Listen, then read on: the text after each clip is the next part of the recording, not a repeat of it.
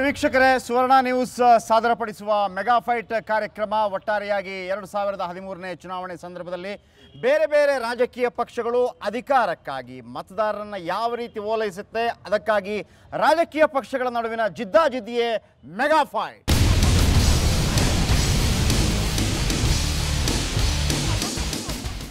ವಿಶೇಷವಾಗಿ ನಾಡ ದೇವತೆಯ ಮಡಿಲಲ್ಲಿ ನಡೆಯುವಂತಹ ಈ ಮೆಗಾ ಫೈಟ್ ಒಟ್ಟಾರೆಯಾಗಿ 4 ಜಿಲ್ಲೆಗಳು, ಅದು ಹಳೆ ಮೈಸೂರು ಬೆಲ್ಟ್ ಅಂತೇಳಿ ಕರೆಯಲಾಗುತ್ತೆ. ಇಲ್ಲಿ ಕಾಂಗ್ರೆಸ್, JDS, BJP ಎಲ್ಲ ಪಕ್ಷಗಳು ಕೂಡ ಭಾಳ ಸ್ಟ್ರಾಂಗ್ ಆಗಿ ಇರುತ್ತೆ. ಒಟ್ಟು 24 ಕ್ಷೇತ್ರಗಳ ಪೈಕಿ 13 ಕ್ಷೇತ್ರಗಳಲ್ಲಿ ಕಾಂಗ್ರೆಸ್, 5 ಕ್ಷೇತ್ರಗಳಲ್ಲಿ BJP, 5 ಕ್ಷೇತ್ರಗಳಲ್ಲಿ JDS ಪ್ರಭಾವಶಾಲಿಯಾಗಿದೆ. ಇನ್ನೆರಡು ಕ್ಷೇತ್ರಗಳಲ್ಲಿ BJP ಕೂಡ ಪ್ರಭಾವಶಾಲಿಯಾಗಿದೆ.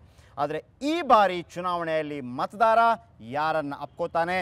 ಚಾಮುಂಡಿ ಹರಸಿದ್ರೆ ಅರಸ, ಇಲ್ಲದಿದ್ದರೆ 5 ವರ್ಷಗಳ ಕಾಲ ಅಸುರ. ಇದು ಇವತ್ತಿನ ಮೆಗಾ ಫೈಟ್.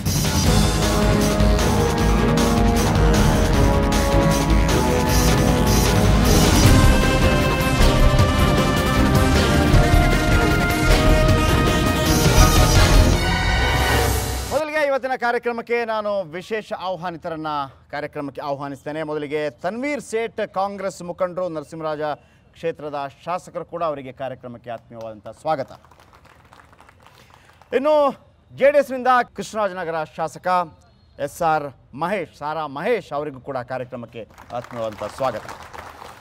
ಇನ್ನು ರೈತ ಸಂಘದ ಜನರಲ್ ಸೆಕ್ರೆಟರಿ ಬಡಗಲಪುರ ನಾಗೇಂದ್ರ ಅವರು ಕೂಡ ನಮ್ಮ ಈ ಕಾರ್ಯಕ್ರಮದಲ್ಲಿ ಭಾಗವಹಿಸ್ತಾರೆ. ವಿಶೇಷವಾಗಿ ಈ ಒಂದು ಬೆಲ್ಟ್ನಲ್ಲಿ ಕಾವೇರಿ ವಿಚಾರಕ್ಕೆ ಸಂಬಂಧಪಟ್ಟ ಹಾಗೆಯೇ ರೈತರಿಗೆ ಬೇಕಾದಂತಹ ಎಲ್ಲ ಸವಲತ್ತುಗಳ ವಿಚಾರಕ್ಕೆ ಸಂಬಂಧಪಟ್ಟ ಹಾಗೆ ಬಡಗಲಪುರ ನಾಗೇಂದ್ರ ಅವರು ಮಾತಾಡ್ತಾರೆ. ಅವ್ರಿಗೂ ಕೂಡ ಕಾರ್ಯಕ್ರಮಕ್ಕೆ ಆತ್ಮೀಯವಾದಂಥ ಸ್ವಾಗತ.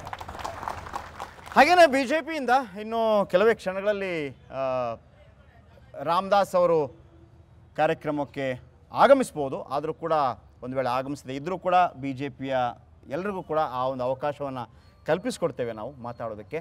ಮೊದಲನೇದಾಗಿ ತನ್ವೀರ್ ಸೇಠ್ ಅವರಿಗೆ ಒಂದು ಪ್ರಶ್ನೆ. ಬಹಳ ಖುಷಿಯಲ್ಲಿದ್ದಿರ್ಬೋದು ನೀವು ಈ ಬಾರಿ, ಯಾಕೆಂತಂದರೆ ಕಾಂಗ್ರೆಸ್ನವರಿಗೆ ಒಂದು ಖುಷಿ ಏನು ಅಂತಂದರೆ, ಬೇರೆ ಪಕ್ಷಗಳಲ್ಲಿ ಏನಾದರೂ ತೊಡಕುಂಟಾದರೆ ನಾವು ಏನು ಮಾಡದೇ ಇದ್ರೂ ಕೂಡ ನಮಗೆ ಜನ ಓಟ್ ಹಾಕ್ತಾರೆ ಅನ್ನುವಂಥದ್ದು, ಅದೇ ಖುಷಿಯಲ್ಲಿ ನೀವು ಇದ್ದಂಗಿರ್ಬೋದು. ಹಾಗಿದ್ರೆ ಈ ಬಾರಿ ನೀವು ಯಾವ ನಿರೀಕ್ಷೆಯಲ್ಲಿದ್ದೀರಿ ಕಾಂಗ್ರೆಸ್ ಅಧಿಕಾರಕ್ಕೆ ಬರೋ ವಿಚಾರಕ್ಕೆ ಸಂಬಂಧಪಟ್ಟ ಹಾಗೆ?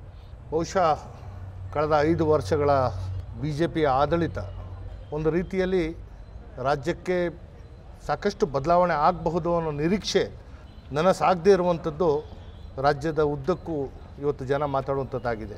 ನಾನು ಬಹುಶಃ ಮಾತಾಡುವಂಥ ಸಂದರ್ಭದಲ್ಲಿ ನಾನು ಹೇಳಿದ್ದೇನೆ, ಕಾಂಗ್ರೆಸ್ ಪಕ್ಷ ಆಡಳಿತಕ್ಕೆ ಬಂದಂಥ ಸಂದರ್ಭದಲ್ಲಿ ನಮ್ಮ ಯೋಜನೆಗಳು ರಾಜ್ಯದ ಅಭಿವೃದ್ಧಿ, ರಾಷ್ಟ್ರದ ಅಭಿವೃದ್ಧಿ, ಆರ್ಥಿಕ ಪರಿಸ್ಥಿತಿಯನ್ನು ಸುಧಾರಣೆ ಮಾಡುವಂತಹ ಚಿಂತನೆ ಕಾಂಗ್ರೆಸ್ ಪಕ್ಷದ್ದು. ಆದರೆ BJP ಪಕ್ಷದ ಕಾರ್ಯಕ್ರಮಗಳು ಯೋಜನೆಗಳ ಮೂಲಕ ಮತದಾರರನ್ನು ಹೋಲಿಕೆ ಮಾಡಿಕೊಳ್ಳುವಂತಹ, ಒಲೈಸುವಂತಹ ಪ್ರಯತ್ನ. ಬಹುಶಃ ತಮ್ಮೆಲ್ಲರಿಗೂ ಗೊತ್ತಿದೆ, ಅರ್ಥ ಸಚಿವರಾಗಿ ಈ ಹಿಂದೆ ಕಾಂಗ್ರೆಸ್ ಪಕ್ಷದಿಂದ ನಮ್ಮ ಆಯವ್ಯಯಗಳನ್ನ ಮಂಡನೆ ಮಾಡಿದಂಥ ಸಂದರ್ಭದಲ್ಲಿ ನಾವು ಕೊಟ್ಟಂತಹ ಯೋಜನೆಗಳು, ನೀರಾವರಿಗೆ ಕೊಟ್ಟಂಥ ಒತ್ತು, ಕೃಷಿಗೆ ಕೊಟ್ಟಂಥ ಒತ್ತು, ಶಿಕ್ಷಣಕ್ಕೆ ಕೊಟ್ಟಂಥ ಒತ್ತು, ಇವತ್ತು BJP ಸರ್ಕಾರ 1 ಲಕ್ಷ ಕೋಟಿ ಆಯವ್ಯಯನ ಮಂಡನೆ ಮಾಡಿದೆ. ರಾಜ್ಯದ ಉದ್ದಕ್ಕೂ 1 ಕೋಟಿ ಸೀರೆಗಳನ್ನ ನಾವು ವಿತರಣೆ ಮಾಡಿದ್ದೀವಿ ಅಂತ ಹೇಳಿದ್ರೆ, 40-50 ರೂಪಾಯಿ ಸೀರೆ, 40-50 ಕೋಟಿ ಯೋಜನೆ ಜನರಿಗೆ ಮತದಾರರನ್ನ ಒಲೈಸುವಂತಹ ಯೋಜನೆಗಳಿಗೆ ನಾವು ಯಾವತ್ತೂ ನಾವು ಒಪ್ಪಿಗೆ ಕೊಡಲ್ಲ. ಹಾಗಾಗಿ ನಾವು ನಮ್ಮ ಕಾರ್ಯಕ್ರಮಗಳಲ್ಲಿ ನಮ್ಮ ರಾಜ್ಯದ ಜನತೆಗೆ ಪಡಿತರ ಚೀಟಿ ವಿತರಣೆ ಮಾಡುವಂತಹ ಆ ಗೊಂದಲನ ನಿರ್ವಹಣೆ ಮಾಡಿದ್ದೀವಿ ಅಂತ ಒಂದಾದರೂ ಯೋಜನೆ ಹೇಳಿದ್ರೆ ನಾವು ಇವತ್ತು ಖಂಡಿತ ಆ ಪಕ್ಷಕ್ಕೆ ಕ್ಷಮೆಯನ್ನು ಕೊಡ್ಬೋದಾಗಿತ್ತು. ಆದರೆ ಕಾಂಗ್ರೆಸ್ ಪಕ್ಷ ಒಂದು ನಿರೀಕ್ಷೆಯಿಂದ ಈ ಕಳೆದ 5 ವರ್ಷಗಳಲ್ಲಿ ನಮ್ಮ ಸ್ಥಾನವನ್ನು ನಾವು ಯಾವುದೇ ರೀತಿಯ ಕಳಪೆ ರಾಜಕಾರಣಕ್ಕೆ ನಾವು ಯಾವತ್ತೂ ಕೈ ಹಾಕಿಲ್ಲ.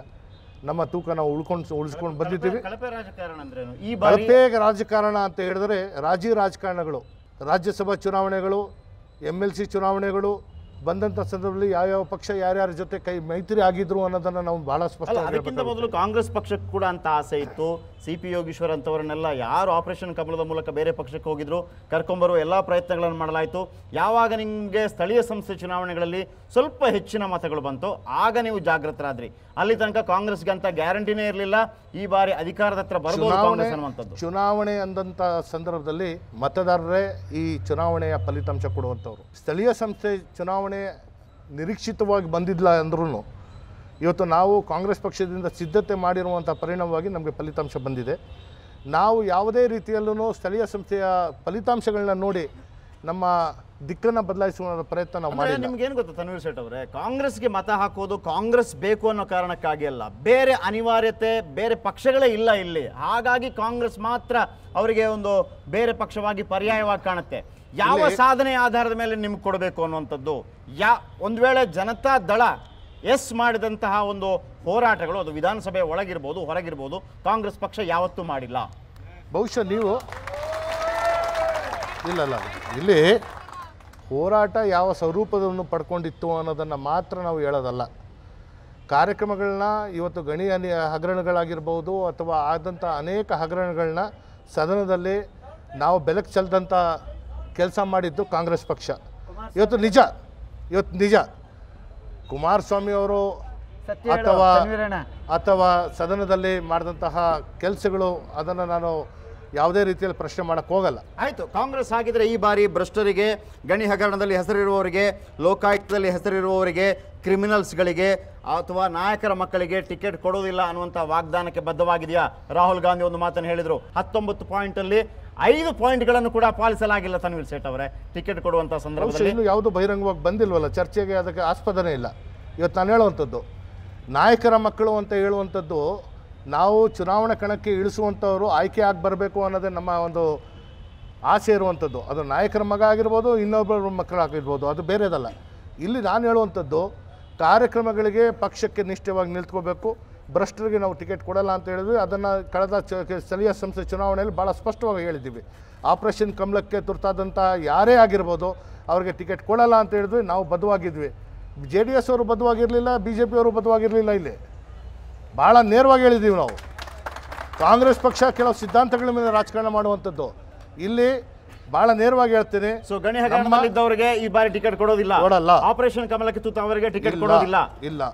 ಸೊ ಗಣಿ ಹಗರಣದ ವಿಚಾರಕ್ಕೆ ಸಂಬಂಧಪಟ್ಟ ಹಾಗೆ SM ಕೃಷ್ಣ ಅವರ ಹೆಸರು ಕೂಡ ಕೇಳಿ ಬಂದಿತ್ತು. ಹಾಗಾಗಿ SM ಕೃಷ್ಣ ಅವರಿಗೆ ಈ ಬಾರಿ ಅವಕಾಶವನ್ನೇ ಕೊಡಲಿಲ್ಲ, ಅವರನ್ನ ಮೂಲೆ ಗುಂಪು ಮಾಡಿದ್ಯಾಕೆ? ಇದೇ ಕಾರಣಕ್ಕಿರ್ಬೋದಾ? ಆ ಎತ್ತರಕ್ಕೆ ಬೆಳೆದಂಥ ನಾಯಕ ಅಲ್ಲ ನಾನು. ಇವತ್ತು ನಾವು SM ಕೃಷ್ಣ ಅವರ ವಿಚಾರ ಮಾತಾಡಬೇಕಾದ್ರೆ ಕರ್ನಾಟಕಕ್ಕೆ ಒಂದು ಕೀರ್ತಿ ತಂದುಕೊಟ್ಟಂಥವ್ರು SM ಕೃಷ್ಣ, ಮರಿಬಾರ್ದು ನಾವು. IT-BT ಇವತ್ತು ಏನು ಕರ್ನಾಟಕದಲ್ಲಿ ಅಭಿವೃದ್ಧಿ ಆಯಿತು, ಅವರ ಸೇವೆ ಅವರ ಕೊಡುಗೆ ಕರ್ನಾಟಕಕ್ಕೆ ಅಪಾರವಾದಂತಿದೆ. ಇವತ್ತು ಅವರ ವಯಸ್ಸಿನ ಮಿತಿ ಆಗಿರಬಹುದು, SM ಕೃಷ್ಣ ಅವರ ಗೌರವ ಅವರ ಜೊತೆಗಿದೆ, ಅವರ ಗೌರವ ಅವರ ಜೊತೆ ಇದೆ. ಪಕ್ಷಾತೀತವಾಗಿ ಎಲ್ಲರಿಗೂ ಬಹಳ ದೊಡ್ಡ ಗೌರವ ಇದೆ. ಇಲ್ಲ, ಅವರು ಟಿಕೆಟ್ ಆಕಾಂಕ್ಷಿನೂ ಆಗಿರಲಿಲ್ಲ, ಅವ್ರಿಗೆ ಟಿಕೆಟ್ ಕೊಡಲ್ಲ ಅಂತಾನು ಯಾರು ಹೇಳಕ್ಕೆ ಸಾಧ್ಯ ಇಲ್ಲ. ಅಲ್ಲ, ಖಂಡಿತವಾಗಲು SM ಕೃಷ್ಣ ಅವರ ಸಾಧನೆ ಬಗ್ಗೆ ಎರಡು ಮಾತಾಡೋದಕ್ಕೆ ಸಾಧ್ಯನೇ ಇಲ್ಲ. ಅವರು ಕೊಟ್ಟಂಥ ಕೊಡುಗೆ, ರಾಜ್ಯಕ್ಕೆ ಕೊಟ್ಟಂಥ ಕೊಡುಗೆ ಅನನ್ಯ. ಆದರೆ ಒಂದು ವಿಚಾರ ಬಹಳ ಸೂಕ್ಷ್ಮವಾಗಿ, ಪ್ರಚಾರ ಸಮಿತಿ ಅಧ್ಯಕ್ಷಗಿರಿ ಈ ಬಾರಿ ವೀರಣ್ಣ ಮತ್ತಿಕಟ್ಟೆ ಅವರಿಗಿರುತ್ತೆ.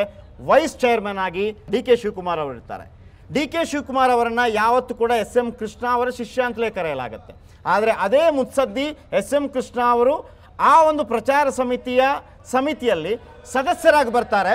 ಮೇಲ್ಗಡೆ DK ಶಿವಕುಮಾರ್ ಅವರಿರುವಾಗ SM ಕೃಷ್ಣ ಅವರು ಕೆಳಗಡೆ ಕೂತ್ಕೋಬೇಕಾಗತ್ತೆ. ಇಂಥ ಒಂದು ಪರಿಸ್ಥಿತಿಯನ್ನು ಯಾಕೆ ನಿರ್ಮಾಣ ಮಾಡಬೇಕಾಗಿತ್ತು SM ಕೃಷ್ಣ ಅವರಂಥ ಮುತ್ಸದ್ದಿಗೆ? ಯಾಕೆ ನಾನು ಈ ಮಾತನ್ನು ಹೇಳ್ತಾ ಇದ್ದೇನೆ ಅಂತಂದರೆ, ಪ್ರತಿ ಸಲ ಕೂಡ JDS ಒಂದು ಒಕ್ಕಲಿಗ ಬೆಲ್ಟ್ ಮೇಲೆ ಕಣ್ಣಿಡುತ್ತೆ. ಈ ರೀತಿ SM ಕೃಷ್ಣ ಅವರಿಗೆ ಒಂದು ದ್ರೋಹ ಮಾಡಿದ್ದು ಕಾಂಗ್ರೆಸ್, ಖಂಡಿತವಾಗ್ಲೂ ಒಕ್ಕಲಿಗ ಸಮುದಾಯ ಕ್ಷಮಿಸುತ್ತಾ ಕಾಂಗ್ರೆಸ್? ಬಹುಶಃ SM ಕೃಷ್ಣ ಅವರ ವಿಚಾರ ಬಂದಾಗ ಇವತ್ತು ಭಾಳ ಹೆಮ್ಮೆಯಿಂದ ಹೇಳ್ತೇನೆ. ನನಗೆ ಜನ್ಮ ಕೊಟ್ಟಂಥ ತಂದೆ ಅಜೀಜ್ ಸೇಠ್ ಅಂದರೆ ರಾಜಕೀಯವಾಗಿ ಜನ್ಮ ಕೊಟ್ಟಂಥದ್ದು SM ಕೃಷ್ಣ. ಅವರ ಹೆಸರಿಂದನೇ ನಾನು ಇವತ್ತು ಮತಯಾಚನೆ ಮಾಡ್ತೀನಿ. ಆದರೆ ಕಾಂಗ್ರೆಸ್ ಪಕ್ಷದಲ್ಲಿ ಅವ್ರಿಗೆ ಏನಾಗಿದೆ ಸ್ಥಾನಮಾನ ಅನ್ನೋದು, ಸ್ಥಾನಮಾನ ಕೇಳುವಂಥವರು ಅವರಲ್ಲ, ಅವರು ಸ್ಥಾನಮಾನ ಬೇಕು ಅಂತ ಕೇಳಿದಂಥವ್ರಲ್ಲ. ಇವತ್ತು ಹೊಸ ಮುಖಗಳಿಗೂ ಅವಕಾಶ ಸಿಗಬೇಕಾಗಿದೆ. ಅವರಿಗೆ ಯಾವುದೇ ಸ್ಥಾನಮಾನ ಇಲ್ಲ ಅಂದ್ರೂ ಅವರ ಪ್ರಚಾರದಿಂದ ಜನರ ಮತ ಸಿಕ್ಕುವಂತಹ ಅವಕಾಶಗಳಿದೆ. ಅವ್ರನ್ನ ನಾವು ಎಲ್ಲ ಕಡೆ ಬಳಕೆ ಮಾಡ್ಕೋತೀವಿ. ಕಾಂಗ್ರೆಸ್ ಪಕ್ಷಕ್ಕೆ SM ಕೃಷ್ಣ ಅವರು ಒಂದು ಆಸ್ತಿ, ಆ ಆಸ್ತಿನ ಉಳಿಸ್ಕೊಳ್ಳೋ ಪ್ರಯತ್ನ ನಾವು ಮಾಡ್ತೀವಿ. ಒಂದು ನಿಮಿಷ ಹೇಳಿಬಿಡಿ. ನಿಮ್ಮ ಪಕ್ಷಕ್ಕೆ SM ಕೃಷ್ಣ ಅವ್ರ ಬಗ್ಗೆ ಅಷ್ಟೊಂದು ಪ್ರೀತಿ ವಿಶ್ವಾಸ ಇದ್ದಿದ್ರೆ ಅವ್ರನ್ನ ಏಕಾಏಕಿ ಯಾಕೆ ಮಂತ್ರಿ ಸ್ಥಾನದಿಂದ ಕೆಳಗಿಳಿಸಿದ್ರಿ? ಚುನಾವಣೆಯ ಗ್ಲಿಮ್ಮಿಕ್ಕಾಗಿ ನಾವು ಅವರ ಹೆಸರನ್ನು ಬಳಕೆ ಮಾಡೋದು ಸರಿಯಲ್ಲ. ಅವರು ಭಾಳ ಸ್ಪಷ್ಟವಾಗಿ ಹೇಳಿದ್ದಾರೆ, ನನ್ನ ವಯಸ್ಸಿನ ಕಾರಣ ಯುವಕರಿಗೆ ಅವಕಾಶ ಮಾಡಿಕೊಡುವಂಥದ್ದಕ್ಕೆ ನಾನು ರಾಜೀನಾಮೆ ಕೊಟ್ಟಿದ್ದೇನೆ ಅನ್ನೋ ಮಾತನ್ನು ಹೇಳಿದ್ದಾರೆ. ಎರಡನೇದು, ಅವರು ಭಾಳ ಸ್ಪಷ್ಟವಾಗಿ ಹೇಳಿದ್ದಾರೆ, ನಾನು ಮತ್ತೆ ಮರಳಿ ರಾಜ್ಯಕ್ಕೆ ಹೋಗಬೇಕು, ನಾನು ನಾನು ರಾಜ್ಯ ರಾಜಕಾರಣವನ್ನು ನಾನು ಉಸ್ತುವಾರಿ ಮಾಡ್ಕೋತೀನಿ ಅಂತ ಹೇಳಿದ್ರು, ಚುನಾವಣೆಗೆ ನಿಲ್ತೀನಿ ಅಂತ ಹೇಳಿರಲಿಲ್ಲ. ಹೀಗಾಗಿ ಅವರು ಎಸ್ ಎಂ ಕೃಷ್ಣ ಅವರು ಇಲ್ಲಲ್ಲ ಎಸ್ ಎಂ ಕೃಷ್ಣ ಅವರು ಅವರು ಒಂದು ಟೂರ್ ಪ್ರೋಗ್ರಾಮ್ ಫಿಕ್ಸ್ ಆಗಿತ್ತು ಅನ್ನೋ ತಮಗೆ ಗೊತ್ತಿರ್ಬೋದು. ಬಹುಶಃ ಅದೆಲ್ಲ ಈಗ ನಾವು ಚರ್ಚೆ